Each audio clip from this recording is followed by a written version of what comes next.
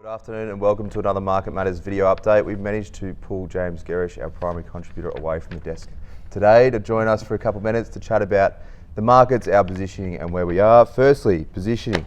Portfolio structure in light of lower rates. We've had the RBA cut, we've had the Fed cut. Where are we positioned, why are we positioned for this and what's next? Yeah, interesting time in the markets. Obviously the RBA cut interest rates down to a record low of 1%. The US Federal Reserve is likely to cut rates, the first time they've done it in over a decade. So the market's now pricing in lower interest rates globally. And I think that's a really big change in the markets in recent times. So obviously that's supportive of equity prices, etc. So we've seen markets rally here as well as overseas. But from our own portfolio positioning, we're starting to tweak our portfolios to be a little bit more defensive. I think right now the market's been too heavily focused on cheap money, interest rate cuts, whereas I think we're now moving into an earnings season. We've got earnings season that started over in the US. We've got full year earnings here in Australia very shortly. So I think those two earnings periods are going to refocus the attention back on to why interest rates are being cut. So interest rates are being cut because economic conditions have toughened a little bit. We saw that in some weakness in Chinese economic data yesterday, although it did come in expectations. It's still weakening somewhat. US economic data is starting to struggle a little bit, and our own economic data, I guess, is more supportive of interest rate cuts at this point in time. So the earnings season is going to be really important. Certainly. So we've got the trade war still playing out. It feels like it's been going on for years now. Can we have both? So can we have lower interest rates and can we have that trade war be resolved? It's a good question. It's been 12 months now this trade war has been playing out. Some more meeting in the middles of minds after the G20 between China and the US. I think there will be a resolution. So put that as the backdrop. I think China's really incentivised to do a deal with the US. I think Trump is really incentivised to do a deal with China, but it may take time. There's obviously been no real desire to do a deal in a short amount of time. So I think the deal will be done, but it may take some time. Trade war resolution and lower interest rates. I think it depends how long this trade war goes on. The longer it goes on, the more impulse it's having on US economic growth as well as Chinese economic growth. We've seen that in the trade numbers from the US. I mean, the US isn't immune from what's happening from a trade-related stance between China. They're getting impacted as well. And again, it's going to be interesting this reporting season over in the US to see how the US companies start to articulate their issues around the trade war. I'd be expecting some issues in terms of margin pressure across the US. Obviously, when input prices go up, that corporate America has to be able to pass those on through higher product pricing, etc.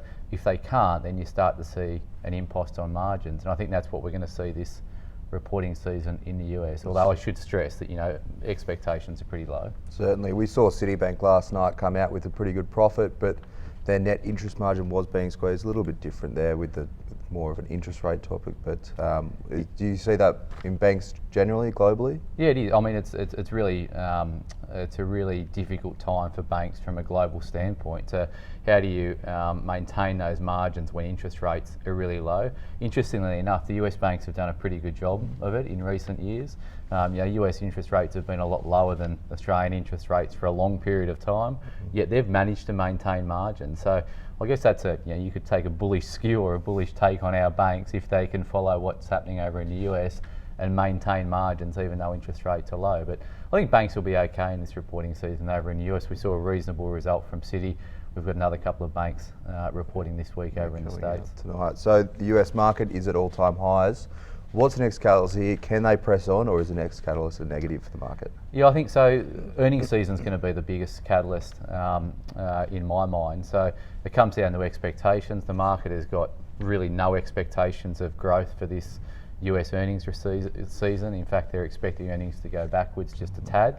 So that's going to be, if expectations are low, it's going to be, it's a low bar or a low barrier for companies to beat over there. So, if we do see a better earnings season, that interest rates are really low, earnings are holding together, they're okay, then it's probably going to be supportive of stocks. You know, if you think about low interest rates have a big bearing on company valuations. You can justify paying a lot higher multiple for a business in a low interest rate environment, particularly if you think those interest rates are going to be lower for longer. It's the long duration interest rates that are important in evaluation metrics. So, look, I think US reporting season will be key.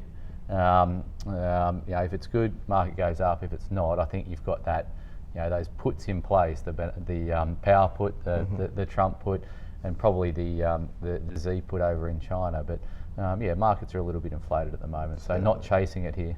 Certainly. Bringing it back to more locally, Australian stocks on our radar, what are we looking at buying for or selling in our bottle portfolios? So in terms of our positioning, we touched on it earlier. I said we're turning to a more defensive stance. So our main platinum portfolio for Market Matters, we're now sitting at 25% cash. I've tweaked a couple of positions in that, so taking things off, like we've sold Macquarie for a profit, and we've switched into Tabcorp, for instance, which is a more defensive earnings stream. It hasn't run as hard as what the defensive yield style stocks have run in recent times.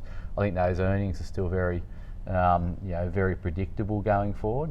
They yield 5.3% fully franked, reasonable there. So it's taking sort of a higher beta portfolio, increasing a bit of cash, but then changing into stocks that are, I guess, low beta stocks on the market. So Tabcorp's one. We sold out of Bingo recently, took a very nice profit in terms of Bingo, but I think it has some earnings risk going into reporting. I think some of those consumer-facing stocks have risk going into earnings. So those stocks that have been well bid but haven't been strong going into reporting, that are faced towards the Aussie consumer, I think, are a risk. Other things we've bought overseas, we've bought Apple in the international portfolio that we've launched. Gold is one of our favoured areas at the moment. I think gold will do very well over the next 12 months. It's broken out of its longer term trading range. I think that goes higher. I was looking at a switch between CBA and ANZ this morning. So, CBA is a better bank than ANZ, there's no doubt about that. But is it a 40% better bank than ANZ? They're trading on a PE premium to ANZ of about 40%. It generally trades at about 20% premium to ANZ. So I think, by switching from CBA into ANZ, you can get about a 1% yield uplift over the next 12 months. You've got a bank trading on sort of 11.5 times versus a bank trading on 15.5 times. So that to me looks like a reasonable switch in this point in time.